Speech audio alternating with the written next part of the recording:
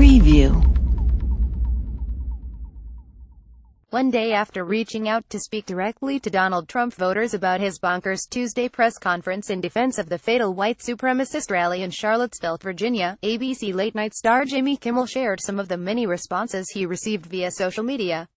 Last night on our show, in case you missed it, I had a message for those who voted for Donald Trump.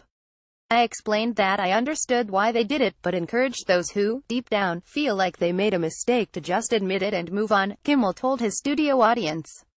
And I have to say I think it might have worked.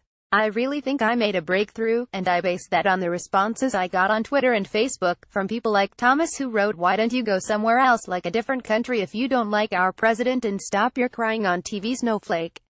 "Thank you, Thomas," Kimmel said, adding, "This is from Douglas. Jimmy, give me a break, Jimmy. Nobody cares what you think. You sound like a winning baby. Does baby Jimmy want his bottle?" "Great question," Kimmel smiled.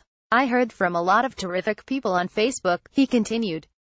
People like Karen, who wrote, "Jimmy Kimmel reminds me of a demented little kid at a social gathering. Where in the hell is this kid's parents? They should be arrested for giving birth to him." So thanks to everyone for the feedback. It just goes to show you that if you try to understand where people are coming from and talk to them like human beings, they will open up. You just have to communicate.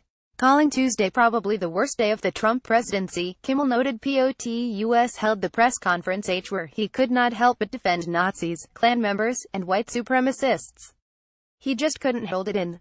The White House, trying to do some damage control, reportedly sent a memo to Republicans in Congress with talking points to use in discussing Charlottesville, like saying Trump's comments on the violence were entirely correct. Kimmel got in touch with Kellyanne Conway in Washington to discuss these allegations and get some answers.